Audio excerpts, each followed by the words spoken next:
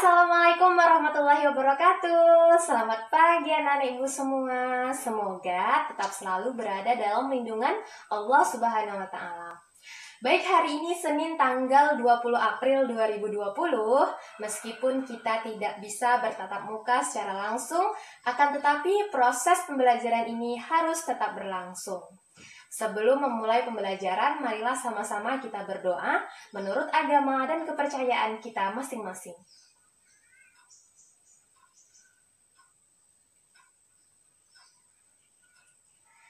Baik, untuk mengecek kehadiran anak-anak ibu, silahkan komen hadir di bawah video ini. Terima kasih. Selanjutnya, kita akan mulai pembelajaran yaitu tentang literasi, unsur-unsur buku fiksi, dan buku non-fiksi. Tujuan pembelajaran hari ini adalah ketika anak-anak ibu mempelajari tentang unsur-unsur buku fiksi dan buku non-fiksi, anak-anak ibu bisa menentukan unsur-unsur apa yang terdapat di dalam buku fiksi dan unsur-unsur apa yang terdapat di dalam buku non-fiksi. Nah, sebelum anak-anak ibu tahu unsur-unsur apa yang terdapat di dalam buku fiksi, terlebih dahulu harus tahu apa itu buku fiksi. Jadi buku fiksi adalah buku yang berisi tentang cerita atau kejadian yang tidak sebenarnya.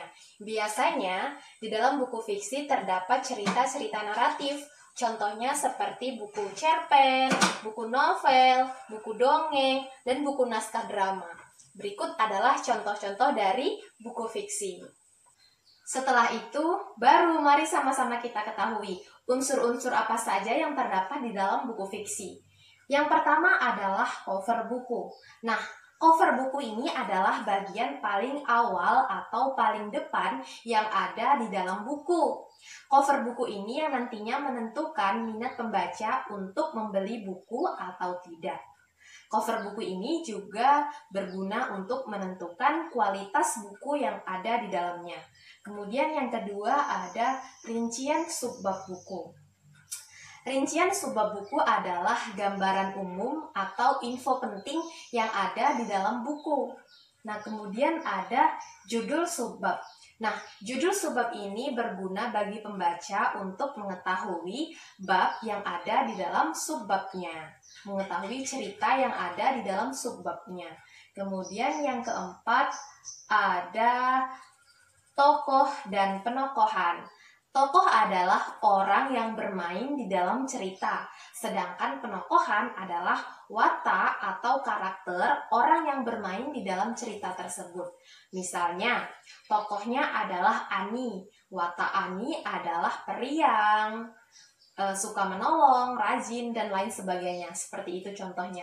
Kemudian yang kelima ada tema cerita. Tema cerita adalah gagasan atau ide yang ada di dalam cerita. Yang keenam adalah bahasa yang digunakan. Dalam bahasa yang digunakan ini, apakah penulis menggunakan bahasa yang mudah dipahami atau menggunakan bahasa yang sulit dipahami? Menggunakan diksi atau majas yang berlebihan atau tidak? Atau penulis menggunakan bahasa sehari-hari yang memudahkan pembaca untuk mengetahui isi cerita. Kemudian yang ketujuh ada penyajian alur cerita. Nah, pada penyajian alur cerita ini berhubungan erat dengan tema, tokoh, dan penokohan. Alur cerita ini terbagi menjadi tiga, yaitu ada alur maju, alur mundur, atau alur gabungan. Nah, inilah 7 unsur-unsur yang terdapat di dalam buku fiksi. Selanjutnya, kita harus mengetahui apa saja unsur-unsur yang terdapat di dalam buku non-fiksi. Nah, sebelumnya apa sih buku non-fiksi? Jadi, buku non-fiksi adalah buku yang berisi tentang kejadian sebenarnya, yang biasanya ditulis berdasarkan pendapat penulis, opini penulis, atau kajian penulis. Atau dengan kata lain, buku non-fiksi adalah buku yang ditulis berdasarkan fakta atau kisah nyata yang terjadi. Jadi, unsur-unsur apa saja yang terdapat di dalam buku fiksi? Yang pertama adalah cover buku. Sama halnya dengan buku fiksi, cover buku adalah halaman paling awal atau paling depan yang terdapat di dalam buku, yang berguna untuk menarik pembaca. Kemudian yang kedua itu ada rincian subbab buku. Rincian subbab buku dalam buku non-fiksi berguna untuk memberikan gambaran umum kepada pembaca tentang apa-apa saja yang terdapat di dalam buku nantinya. Kemudian ada judul subbab. Yang keempat yaitu ada isi buku. Isi buku ini berisi tentang ringkasan yang ada di dalam buku.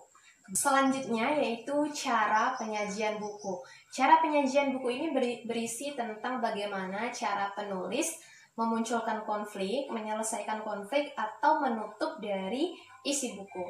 Kemudian yaitu ada bahasa yang digunakan. Sama halnya dengan buku fiksi, pada buku non-fiksi ini menggunakan bahasa yang mudah dipahami atau menggunakan bahasa yang sulit dipahami. Kemudian yang terakhir itu ada sistematika penulisan. Dalam sistematika penulisan ini berisi tentang pendahuluan, yaitu latar belakang, manfaat, tujuan, metode, dan lain-lain. Kemudian ada isi, dan kemudian ada penutup.